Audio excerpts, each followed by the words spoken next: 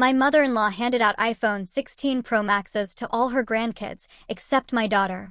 She doesn't count as family, she sneered.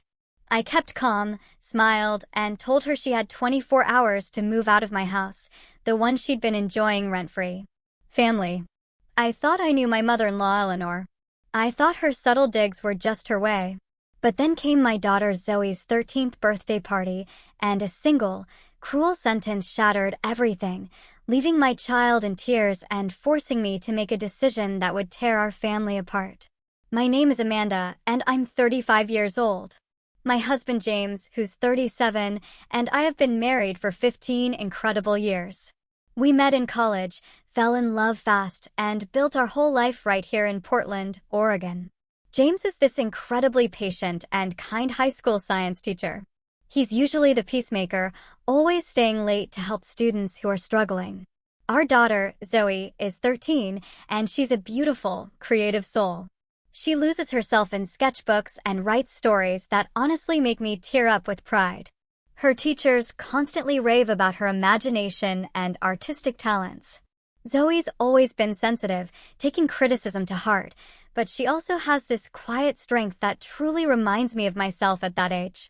Now, James grew up an only child until his dad remarried when he was 12, bringing his half-brother, Thomas, into the picture.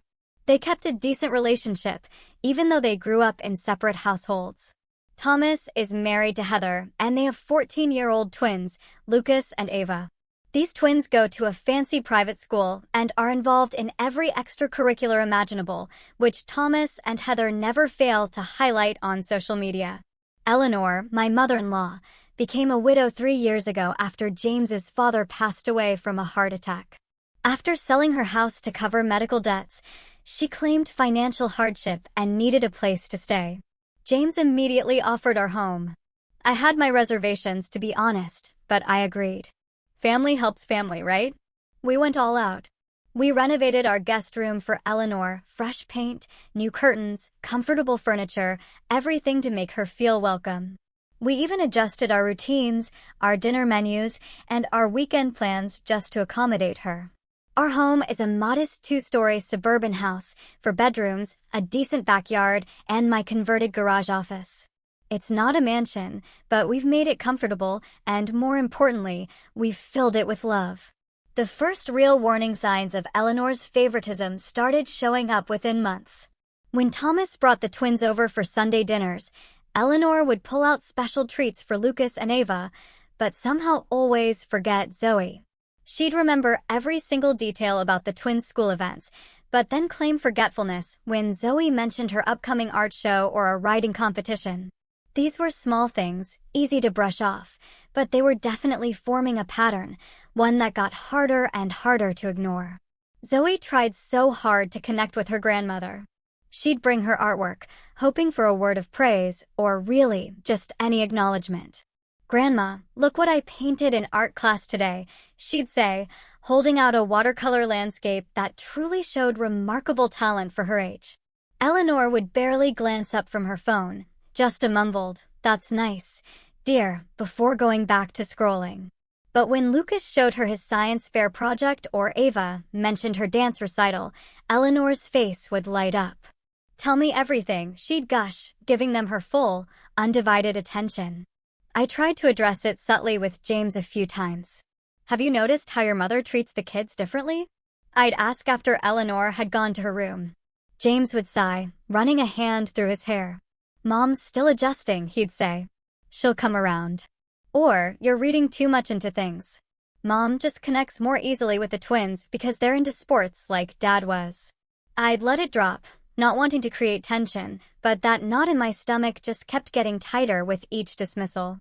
Financially, we were comfortable, but we were also careful with our money. James's teaching salary and my freelance work covered our needs, but after Eleanor moved in and we covered some of her ongoing expenses, our savings had taken a hit. We weren't struggling, but extravagant purchases definitely required planning. Eleanor contributed minimally, claiming her Social Security barely covered her personal needs and medications. We never asked to see her statements, taking her word out of respect. Thomas and Heather, on the other hand, both had high-paying corporate jobs. They lived in an exclusive neighborhood, took luxury vacations, and never hesitated to buy the latest gadgets or designer clothes for the twins. I never begrudged them their success, but Eleanor's comparisons sometimes left Zoe feeling so inadequate. "Lucas and Ava are going to Europe this summer," she'd announce at dinner. "Isn't it wonderful that Thomas can provide such cultural experiences?" The implication that we were somehow failing Zoe by not matching these opportunities hung in the air, unspoken, but palpable. Despite all these undercurrents of tension, we maintained regular family gatherings, monthly dinners, holidays, casual weekend visits. Thomas and Heather were pleasant enough, if a little preoccupied with their own achievements, and the twins were typical teenagers glued to their phones. Zoe often felt overshadowed, finding quiet corners to sketch or read, trying to engage her cousins with mixed success. As Eleanor's stay stretched from months into years, this dynamic became our new normal. I learned to shield Zoe from the most hurtful comparisons. James continued to make excuses. Eleanor settled comfortably into her role as the matriarch, subtly dictating the emotional temperature of our home. It was a precarious balance, but I believed we could manage it, for James's sake and out of respect for family bonds. I had no idea that a single birthday celebration would shatter that balance completely, forcing us all to confront the truth we had been so carefully avoiding. By coincidence, Zoe and the twins all had birthdays in the same month. Zoe's was on the 10th, Lucas and Ava's on the 25th. For years, we'd celebrated separately. But this year, with all three turning 13, Eleanor suggested a joint party. "It would be so much more efficient," she'd said one evening as we cleared dinner. "The children are entering their teenage years. It should be special." James thought it was a great idea, and even I had to admit the practical benefits. One venue, one cake, one set of decorations. Everyone could attend without juggling multiple weekends. I took charge of the planning. I booked the community center, ordered a custom 3-tier cake with different flavors for each child, chocolate for Zoe, vanilla for Lucas, red velvet for Ava. I designed and sent digital invitations to family, friends, and classmates. I even created a shared online document for activity and food ideas. Thomas and Heather agreed to handle beverages and photography, while James volunteered for games and music. Zoe was especially excited about finally becoming a real teenager. She'd been waiting for this milestone for months. "Mom, when I turn 13, can I redecorate my room?" "Nothing childish anymore," she asked one morning. I agreed, and we spent evenings looking at paint samples, browsing online for affordable furniture to transform her space. She'd also mentioned needing a new phone. Her old one was barely functioning, cracked screen, battery dying by lunchtime. It wasn't a frivolous request. It was something she genuinely needed for school and to connect with friends. 2 weeks before the party, I took Eleanor shopping for decorations. We were comparing prices on streamers when she suddenly checked her watch. "I need to run a quick errand. I'll meet you at the food court in an hour." I thought nothing of it until later that afternoon. I overheard her on the phone with Thomas. "Yes, I got them both. The newest model, just as we discussed. They're going to be so surprised," she said in a hushed tone that immediately piqued my curiosity. When she saw me in the doorway, she quickly ended the call. "Just finalizing some birthday details with Thomas," she explained with a dismissive wave. That evening during dinner, Zoe shared her birthday wish list. "I'd really love some new art supplies, especially those professional colored pencils we saw, and maybe some books." She hesitated before adding, "I know it's expensive, but my phone is really dying. Even a basic new one would be amazing." She looked hopefully around the table, especially at her grandmother. Eleanor barely glanced up from her plate. "Art supplies. How nice," she said flatly. But minutes later, when James mentioned the twins' birthday, she perked up immediately. "What are Lucas and Ava hoping for this year? Are they still into those video games? Or perhaps something more grown-up now that they're turning 13? The enthusiasm in her voice was unmistakable, and I saw Zoe's face fall slightly before she masked her disappointment. James had actually been working extra summer school sessions specifically to afford good gifts for Zoe. I want to get her that phone, he told me late one night. She deserves it, and she really needs it for school. I agreed, though I worried about the expense. We'd been setting aside a little each month, and with the extra summer school money, we could manage it, though it would be a stretch. Around this time, I had coffee with my friend Rachel, who listened patiently as I vented about Eleanor. It's like she doesn't see Zoe at all, I confided. Or worse, she sees her, but has decided she's somehow less worthy of attention. Rachel, who'd been through similar in-law issues, suggested I start documenting the behavior. Not to create drama, she clarified, but to have concrete examples when you talk to James. Sometimes people don't see patterns until you lay them out clearly. The weekend before the party, Zoe and I spent a morning baking cookies for her class. As we mixed ingredients, she confided in me. Do you think Grandma will like the thank you card I made her? I spent extra time on the details. The hopeful look in her eyes broke my heart. Despite years of subtle rejection, she was still trying to win Eleanor's approval. It's beautiful, honey, I said, carefully avoiding a direct promise about Eleanor's reaction. Anyone would be lucky to receive such a thoughtful card. Meanwhile, Eleanor had become increasingly secretive, receiving packages that she quickly spirited away to her room. When questioned, she'd say they were personal items or just some things Thomas asked me to keep for him.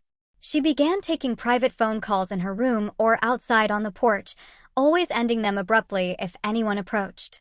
Her behavior struck me as odd, but with the party planning consuming most of my attention, I didn't press the issue. At dinner the night before the party, Eleanor dominated the conversation with stories about the twins. Lucas made the varsity soccer team as a freshman, can you believe it? And Ava's dance instructor says she could try out for that prestigious summer program in New York. On and on she went, barely acknowledging Zoe's quiet mention of her own recent achievement, being selected to display artwork in the school lobby. I noticed Zoe pushing food around her plate.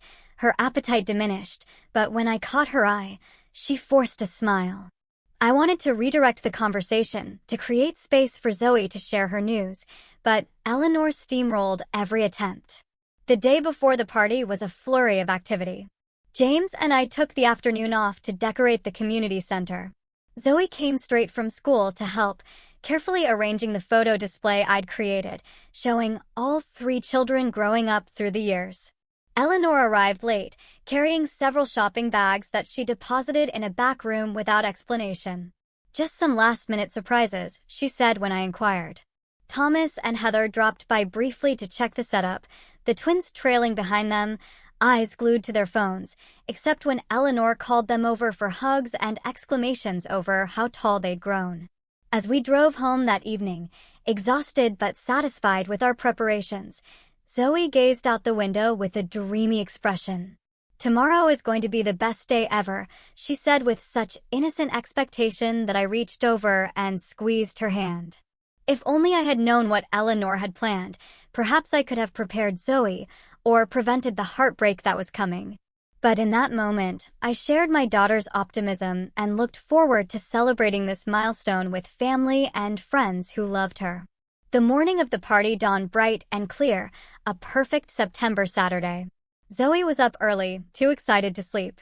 She'd carefully selected her outfit the night before, a new teal dress that brought out the blue in her eyes, silver Converse sneakers, and the silver heart necklace James and I had given her on her actual birthday earlier that week.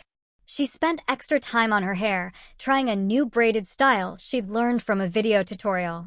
"How do I look, Mom?" she asked, twirling in front of me. "Absolutely beautiful," I answered truthfully. Every bit the teenager now. We arrived at the community center an hour before guests were due. James immediately began setting up the sound system while Zoe and I put final touches on the decorations. We had transformed the playroom into a festive space with blue, purple, and silver balloons, twinkling fairy lights, and 3 large poster boards displaying photos of each birthday child. A long table held wrapped presents from our immediate family, waiting for the gift-opening ceremony later. Thomas and Heather arrived with the twins precisely at 2 o'clock. Lucas and Ava were dressed in coordinating outfits that I suspected cost more than our entire party budget. Eleanor fussed over them, immediately straightening Lucas's collar and complimenting Ava's designer shoes. Zoe approached with a shy smile, clearly hoping for similar attention, but Eleanor merely nodded in her direction before turning back to the twins. I saw the hurt flash across Zoe's face before she composed herself and went to greet her cousins. Soon, the community center was filled with the sounds of teenage laughter and conversation. We had invited classmates of all 3 children, neighbors, and extended family. There was a photo booth with silly props, a karaoke station, and several game areas where teens gathered in shifting groups. Zoe flitted between friend clusters, her initial nervousness giving way to genuine enjoyment. I caught James's eye across the room, and we shared a smile of relief. Despite the underlying tension with Eleanor, the party was going well. The food table offered a variety of teen-friendly options: mini sliders, a build-your-own nacho bar, fruit skewers, and an assortment of finger desserts in addition to the cake. Eleanor had insisted on bringing her famous deviled eggs, though I knew none of the kids would touch them. Sure enough, the eggs remained untouched while the other foods disappeared rapidly. At 4:30, it was time for the cake ceremony. The 3-tier creation was wheeled out, 13 candles on each level, glowing warmly. The crowd gathered around, phones raised. Zoe, Lucas, and Ava stood side by side behind the cake, Zoe in the middle since her actual birthday was closest to the party date. "Make a wish," I encouraged as everyone finished singing. The 3 teens exchanged glances, took deep breaths, and blew out their candles in unison. Applause and cheers erupted as James began cutting and distributing cake slices. After cake came the moment many had been waiting for: opening presents. We had set up 3 chairs at the front of the room, and the teens took their seats as guests gathered around. They began with gifts from friends and extended family, taking turns opening packages containing books, gift cards, clothing, and trinkets. Zoe received a beautiful sketchbook from her best friend, Lily, art supplies from several classmates, and books from our neighbors. She thanked each giver with genuine gratitude, her pile of unwrapped gifts growing steadily beside her. When most of the presents had been opened, Eleanor suddenly stood up and cleared her throat. "I have something special for the birthday children," she announced loudly, drawing all attention to herself. She disappeared into the back room and returned, carrying 2 identically wrapped boxes with elaborate gold bows. The boxes were the perfect size for phones, and my stomach tightened with apprehension. "For my darling grandchildren on this special birthday," Eleanor proclaimed, handing the packages to Lucas and Ava with a flourish. The twins tore into the wrapping paper eagerly, and identical gasps escaped them as they revealed brand new iPhone 16 Pro Max phones, the latest model, released just weeks earlier. These were not basic phones, they were the top-tier version with the largest storage capacity, easily costing over $1,000 each. "Grandma!" "Wow!" Lucas exclaimed, jumping up to hug Eleanor. "This is amazing!" "Thank you so much," Ava squealed, also embracing her grandmother. Eleanor beamed with pleasure at their reaction, accepting their thanks with obvious pride. "Only the best for my grandchildren," she said loudly enough for everyone to hear. The room had grown quieter as people realized the extravagance of the gifts.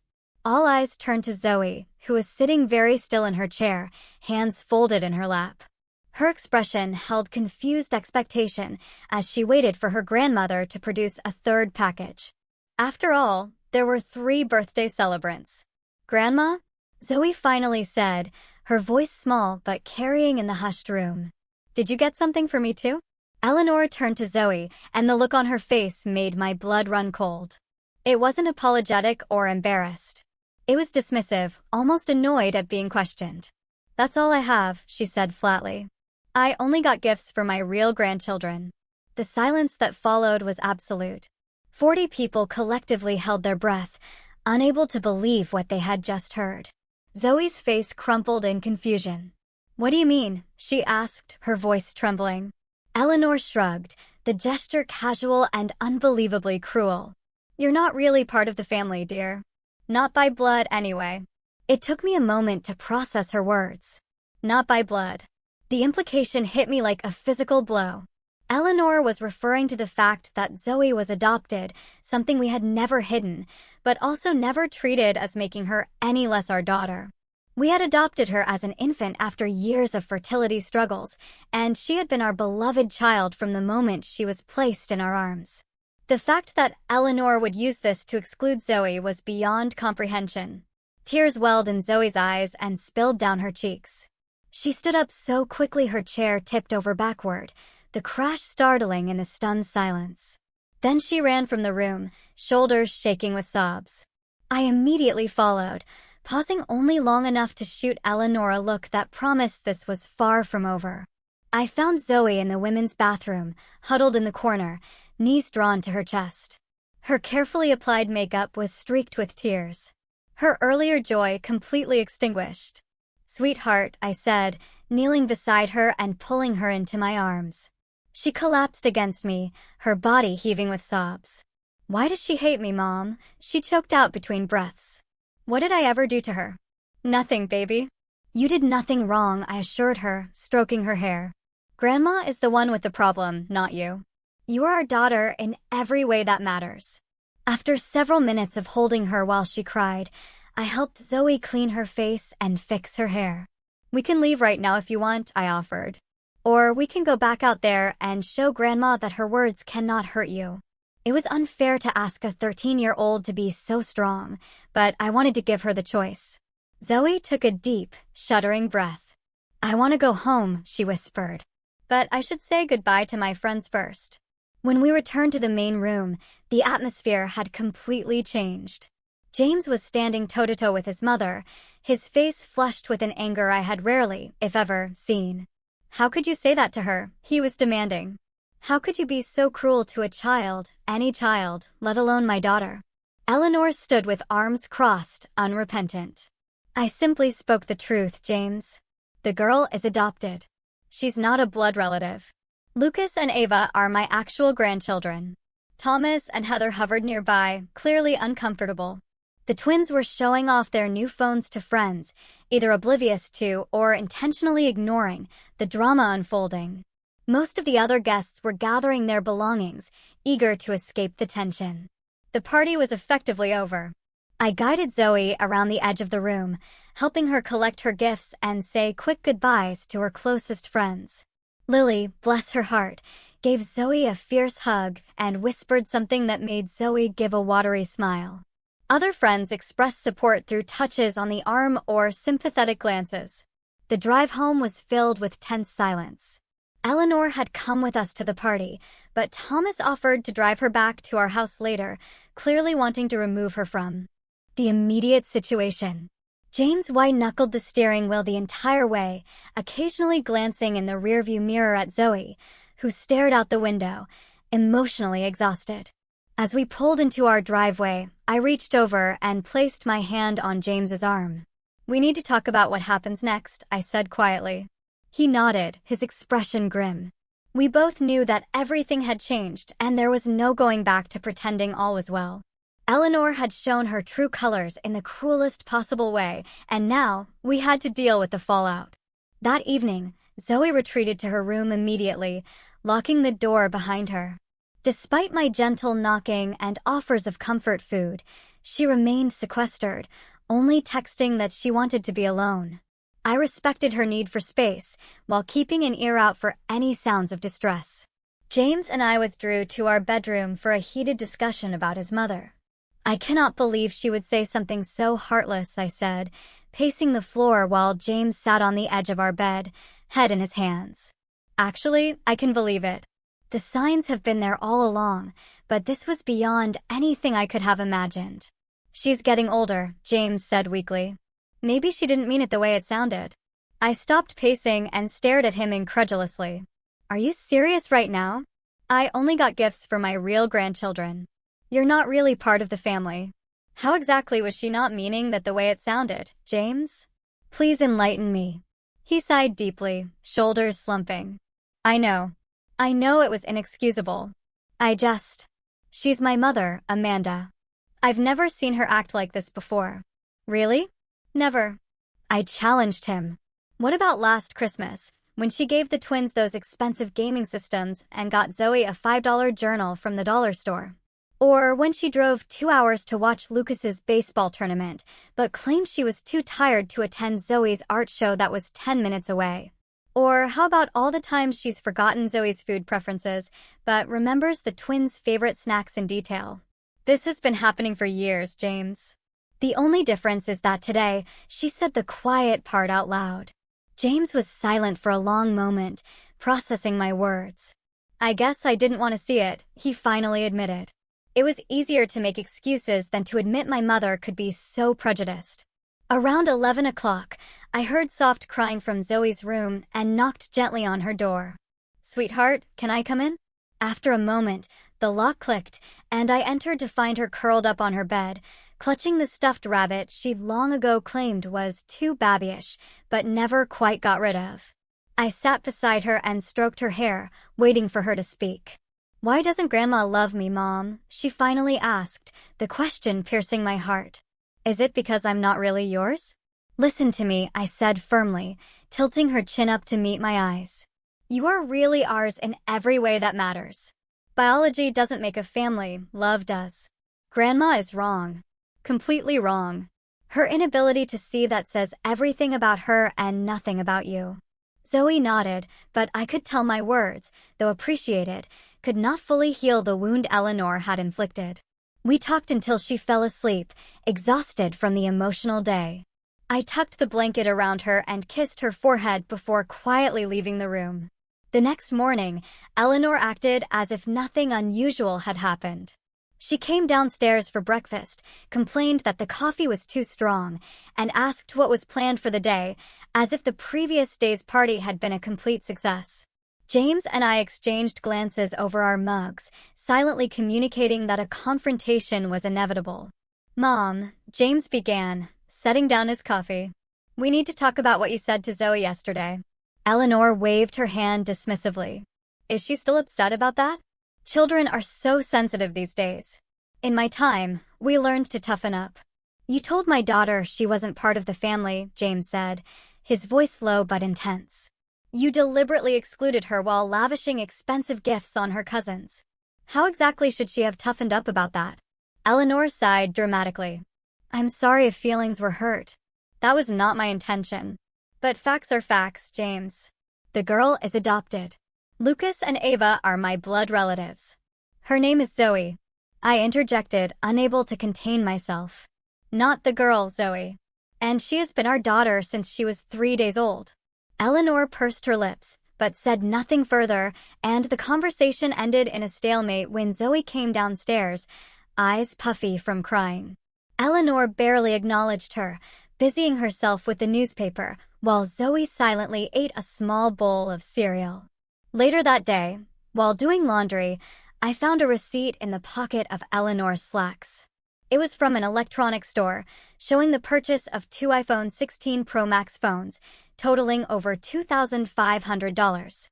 The date on the receipt was 2 weeks earlier, confirming that this had been a premeditated decision, not a last-minute impulse. The discovery hit me like a punch to the gut. Eleanor had planned to exclude Zoe all along, to publicly humiliate my child on her birthday. Even more disturbing was the realization that Eleanor clearly had substantial savings despite claiming financial hardship as the reason for moving in with us. $2,500 for phones was not a small expense for someone supposedly struggling to make ends meet. How many other lies had she told us? Over the next few days, Zoe withdrew from family activities. She took meals in her room, claiming homework needs, and avoided the living room when Eleanor was present. She stopped sharing her artwork and fell silent during dinner on the rare occasions she joined us at the table. The vibrant, creative child who filled our home with stories and laughter had retreated into herself. On Wednesday, I received a call from Zoe's school counselor, Mrs. Walker. I wanted to touch base about Zoe. She has been unusually quiet in class, and her English teacher mentioned she has not been turning in assignments, which is very unlike her. Did something happen that we should be aware of? The call confirmed what I already knew. The damage Eleanor had inflicted went beyond hurt feelings. It was affecting Zoe's academics, her social interactions, her entire sense of self. My anger, which had been simmering just below the surface, began to boil. That evening, I confronted Eleanor directly about the receipt. You spent over $2,000 on phones for the twins, but couldn't get anything for Zoe? And all this time, you've claimed you can barely afford your medications. Eleanor's face hardened. My money is my business, Amanda. I can spend it how I choose, and I choose to spend it on my actual grandchildren. While living rent-free in our home, I pointed out, eating food we buy, using utilities we pay for. James invited me to live here, she countered. If you have a problem with that arrangement, perhaps you should discuss it with your husband. James, who had been increasingly quiet as he processed his mother's true nature, was starting to see the situation more clearly. That night, he admitted, I think Mom has been manipulating us, using her supposed financial problems to gain sympathy while hoarding her money for things she actually wants to spend on, like spoiling the twins. The tension in our household grew thicker by the day. Eleanor began making pointed comments about my parenting, my cooking, even my appearance. No wonder Zoe is so sensitive, with you coddling her constantly, she remarked during dinner. Or perhaps if you spent more time teaching Zoe proper manners instead of encouraging all that art nonsense, she would fit in better with proper society. The final straw came 1 week after the party. Zoe had reluctantly joined us for dinner, pushing food around her plate while Eleanor dominated the conversation with news about Thomas's recent promotion. When Zoe politely asked to be excused, Eleanor scoffed. Running away again? You're too sensitive, just like your mother. It's no wonder you struggle to be accepted. Zoe's eyes filled with tears as she fled the table. James immediately stood up, napkin thrown down. That is enough, Mom. You have gone too far. Eleanor looked genuinely surprised at his reaction. I was merely making an observation. The girl needs to develop a thicker skin if she's going to survive in this world. As James followed Zoe upstairs to comfort her, I remained at the table staring at my mother-in-law. A calm clarity descended over me. This woman was toxic, and she was poisoning our home, our family, and most importantly, my child's sense of self-worth. Something had to change, and it needed to happen immediately. That night, I couldn't sleep. I lay awake beside James, my mind racing through options and scenarios. Around 3 o'clock in the morning, I slipped out of bed and went downstairs to the kitchen, opening my laptop at the table. I spent hours researching emotional abuse, family boundaries, and the impact of toxic relationships on children's development. Everything I read confirmed what my heart already knew. Allowing Eleanor to continue undermining Zoe's sense of belonging would cause long-term damage to my daughter's emotional well-being. When James came downstairs at 6:30, he found me still at the kitchen table, multiple browser tabs open and notes scribbled on a legal pad. You've been up all night, he observed, concern etching his features. James, we need to talk about your mother, I said directly. This situation is not sustainable. The impact on Zoe is too severe. He nodded slowly, pouring himself coffee before joining me at the table. I know. I've been thinking about it too. What she said at the party, and then again last night. It's inexcusable. It's more than that, I pointed out. This is a pattern of behavior that has been escalating for years. The party incident was just the most public and blatant example. If we don't act now, Zoe will internalize the message that she is somehow less worthy of love and belonging because she's adopted.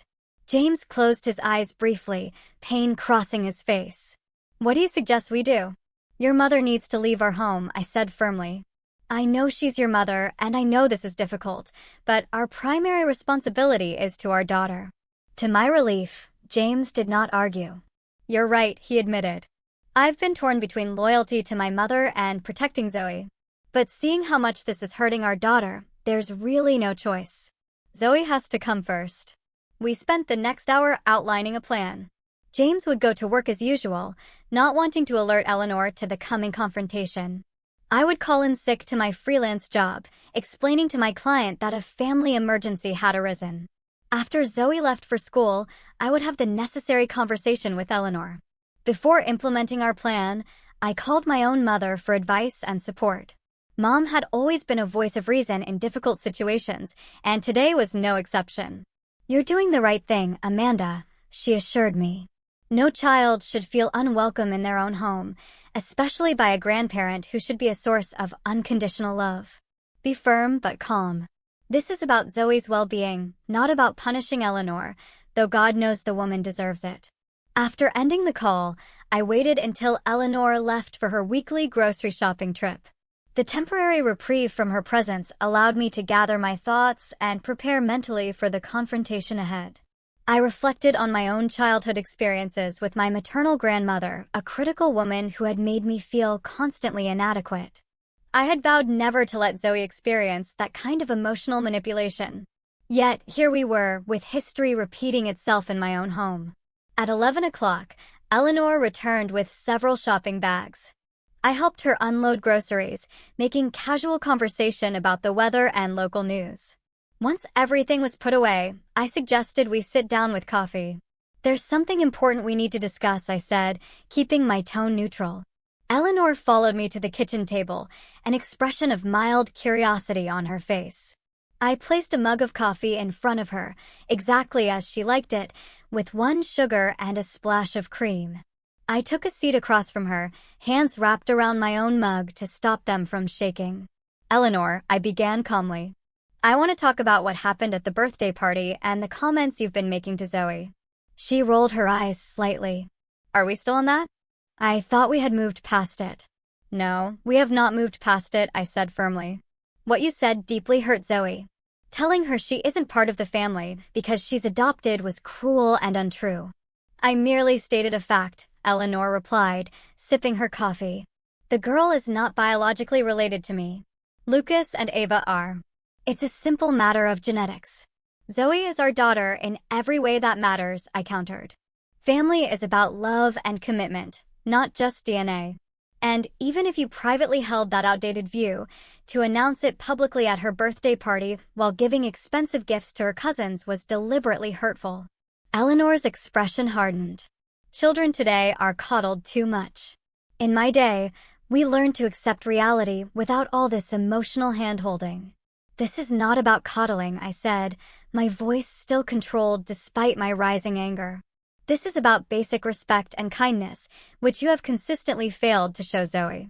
Perhaps if you had raised her differently, she wouldn't be so sensitive, Eleanor sniffed. Though I suppose given her unknown background, certain tendencies are to be expected. I took a deep breath, counting silently to 5 before responding. What exactly do you mean by that? Eleanor leaned forward, apparently pleased to have provoked a reaction. Let's be honest, Amanda.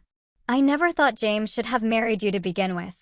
You come from a completely different social background than our family, and then to adopt a child of unknown origin instead of continuing to try for a biological child. Well, it was not what I would have advised. The mask had finally dropped completely. I stared at her momentarily, speechless at the naked prejudice in her words. Unknown origin. Zoe's adoption was fully documented and legal.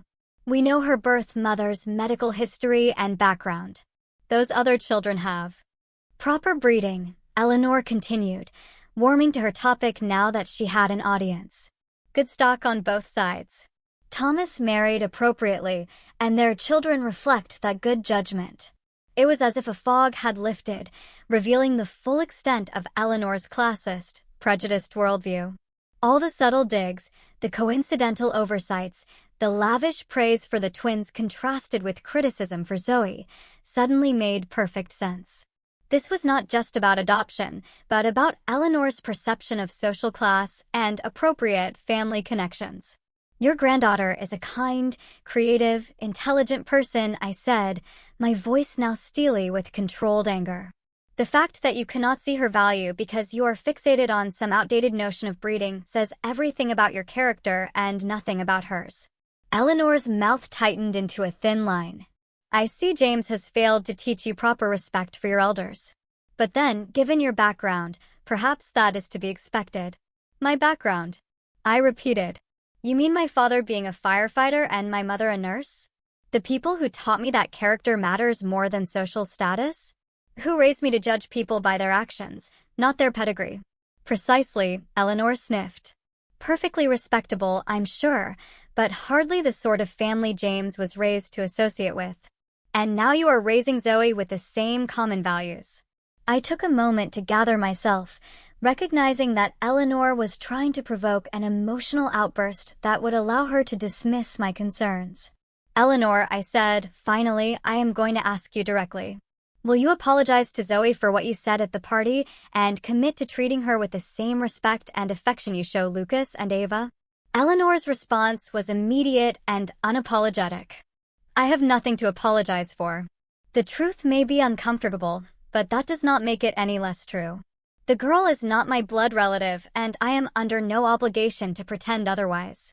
I nodded slowly, having received the answer I expected, but still hoped against.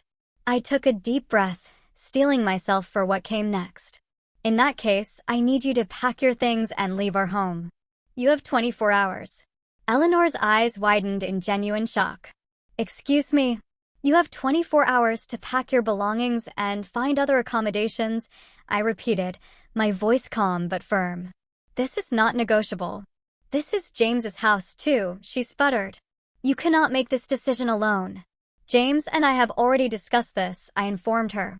He agrees that your presence is harmful to Zoe and that you need to leave. This is absurd. Where am I supposed to go on such short notice? You have options, I said. Thomas has a guest room. Or you could use some of that money you spent on iPhones to get a hotel until you find an apartment. The choice is yours. But either way, you will not be living here after tomorrow morning. Eleanor's face flushed with anger. You cannot throw me out.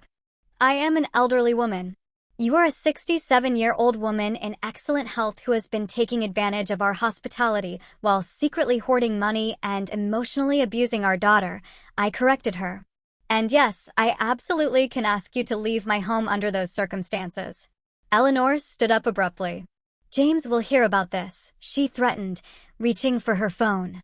Yes, he will, I agreed calmly. In fact, he is expecting your call. Eleanor immediately called James at school, her voice carrying through the kitchen as she gave her version of events. Your wife has lost her mind, threatening to throw me out on the street. After everything I have done for this family. I continued calmly sipping my coffee, mentally preparing for the next phase of the confrontation. 20 minutes later, James walked through the front door, having left school early to address the situation. Eleanor rushed to him, relief evident on her face. Thank goodness you're here, she said. Amanda has been making ridiculous demands and threats.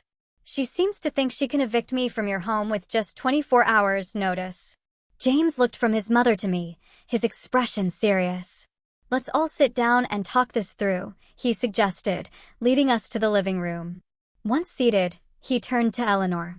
Mom, Amanda told me about your conversation. Is it true that you said Zoe isn't really family because she's adopted? I merely stated the obvious. Eleanor defended. The girl is not my biological grandchild. I cannot be expected to feel the same connection to her as I do to Lucas and Ava. And did you also say that Amanda comes from the wrong social background and that Zoe has unknown origins and lacks proper breeding? James continued, his voice hardening.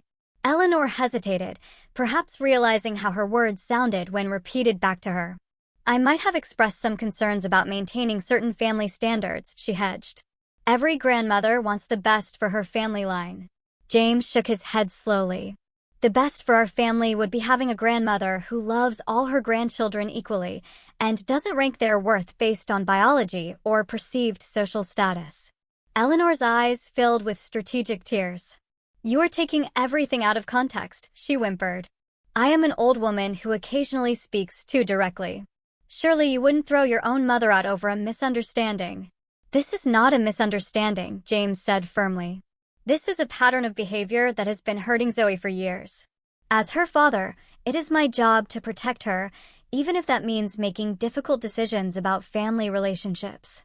Seeing that her manipulation was not working on James, Eleanor switched tactics and called Thomas, presenting herself as the victim of an unreasonable daughter-in-law. Within an hour, Thomas and Heather had arrived to mediate the situation, and our living room became the setting for a tense family summit. Let me get this straight, Thomas said after hearing both sides. You're kicking Mom out because she bought phones for my kids but not for Zoe? No, I clarified.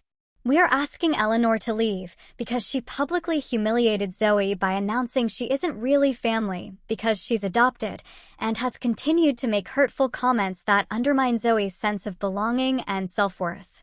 Thomas looked uncomfortable, glancing at his mother. "Mom, did you really say that?" "I might have expressed myself poorly," Eleanor admitted, dabbing at her eyes with a tissue. "But I never meant to hurt anyone. You know how much I love all my grandchildren." "Actually, that is the problem," James interjected. "You don't love all your grandchildren. You consistently favor Lucas and Ava while treating Zoe as an afterthought at best and an interloper at worst." Heather, who had been silent until now, suddenly spoke up. "Eleanor, I have noticed it too," she said quietly. "The way you talk about the kids is very different. You praise everything Lucas and Ava do, but you rarely acknowledge Zoe's achievements." Thomas looked surprised at his wife's intervention, but Eleanor was indignant. "So now everyone is ganging up on me? After everything I have done for this family, what exactly have you done, Mom?" James asked. "You have lived rent-free in our home for 2 years, contributed minimally to household expenses, claiming financial hardship, all while apparently having enough savings to spend thousands on gifts for the twins."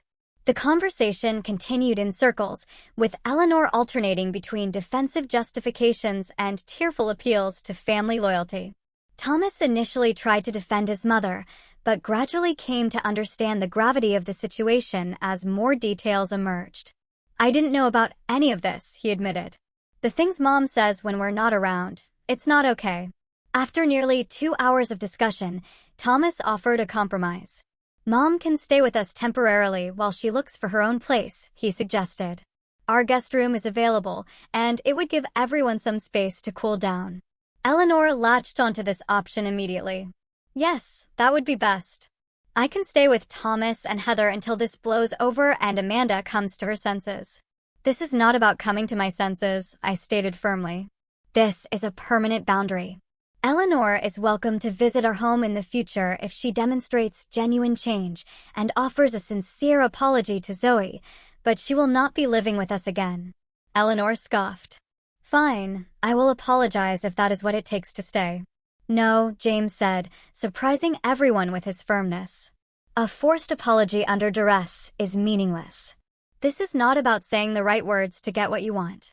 This is about genuinely recognizing that your behavior has been harmful and making real changes." By late afternoon, practical arrangements were being discussed. Thomas would help Eleanor pack and move her belongings the following day. Eleanor would stay with Thomas and Heather while looking for an independent living situation. James made it clear that financial support from us would be minimal going forward, given Eleanor's apparent ability to make significant purchases on her own. As Thomas, Heather, and Eleanor prepared to leave, Zoe returned home from school, stopping short in the doorway at the sight of the family gathering. Confusion crossed her face, followed by weariness as she noticed Eleanor's tear-stained cheeks. "What is going on?" she asked, looking to James and me for explanation. I gestured for her to join us in the living room, and James and I explained the situation privately while Thomas kept Eleanor and Heather occupied in the kitchen. "Grandma is going to be moving out," James told her gently. "She's going to stay with Uncle Thomas and Aunt Heather for a while." "Because of what happened at the party?" Zoe asked, her voice small. "Because of me?" "No, sweetheart," I said firmly. "Not because of you. Because of Grandma's choices and behavior. Adults are responsible for their own actions and the consequences that follow." Zoe processed this information silently, emotions playing across her face. "Is she mad at me?" "Grandma is upset about the situation," James explained carefully. "But none of this is your fault. We want our home to be a place where everyone feels loved and respected. And unfortunately, Grandma has not been treating you with the respect you deserve."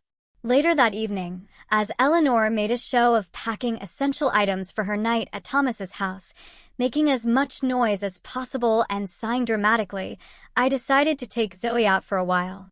"Let's go shopping for those art supplies you wanted," I suggested, wanting to shield her from Eleanor's theatrical display of victimhood.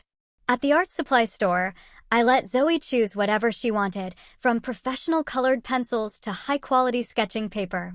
As we sat at an ice cream shop afterward, I took the opportunity to reinforce some important truths. You know that family is not about blood, right? I said, watching her methodically arrange her ice cream toppings. It's about love and commitment, and showing up for each other every day. Zoe nodded slowly. I know. It just hurts that Grandma doesn't see it that way.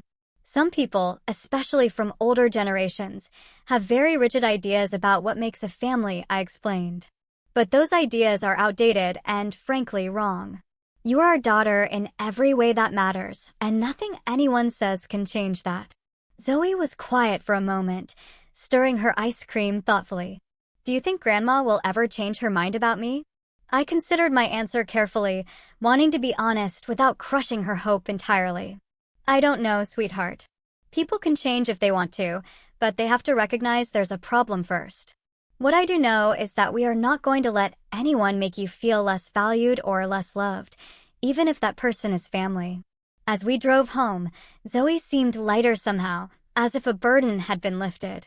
The process of healing was just beginning, but this first step, removing the source of ongoing hurt from our daily lives, already seemed to be having a positive effect.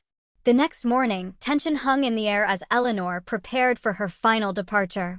Thomas arrived at 9 o'clock to help with her remaining belongings, bringing his SUV to transport her numerous boxes and suitcases. James had taken the day off work to oversee the process and provide moral support for Zoe, who remained subdued, but appeared more relaxed than she had in weeks. Breakfast was a stilted affair, with Eleanor picking at her food and making pointed comments about being cast out and abandonment in old age. James remained firm but respectful, refusing to engage with her attempts to trigger guilt. Zoe ate quickly and excused herself to get ready for school, clearly wanting to avoid a difficult goodbye. Before leaving, Zoe hesitantly approached her grandmother in the hallway.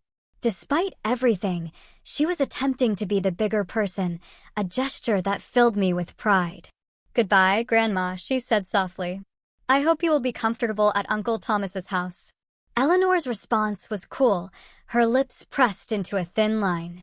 Goodbye, Zoe, she said, with no term of endearment, no embrace, no sign of remorse. Even in this final moment, she could not bring herself to show warmth to the child she had hurt so deeply. Zoe's shoulders drooped slightly, but she lifted her chin and walked out the door to catch her bus, dignity intact. James had a final conversation with his mother in the privacy of the guest room that had been her home for 2 years. I didn't overhear their exchange, but when he emerged, his eyes were red-rimmed, but his posture was resolute. She still doesn't really get it, he told me quietly. She sees herself as the victim in all this, but I made it clear that our priority has to be Zoe, and that any future relationship depends on her ability to respect our daughter. At 11 o'clock, Thomas closed the trunk of his SUV on the last of Eleanor's possessions. There were awkward handshakes and stiff hugs, promises to talk soon that everyone knew would be difficult to fulfill, at least initially. And then Eleanor was in the passenger seat, face set in an expression of martyred suffering, and Thomas was driving away, the car disappearing. Around the corner of our street, James, standing beside me on the porch, let out a long breath. I never imagined it would come to this, he admitted, having to choose between my mother and my daughter. I squeezed his hand. You didn't choose between them. Your mother forced that choice through her own actions. You simply protected Zoe, which is exactly what a good father should do. As we returned inside, the house felt different immediately. It was as if a heaviness had lifted, an invisible cloud of tension dissipating now that its source had departed. I realized how much energy we had all been expending navigating around Eleanor's moods and prejudices. How careful we had become in our own home to avoid triggering her disapproval.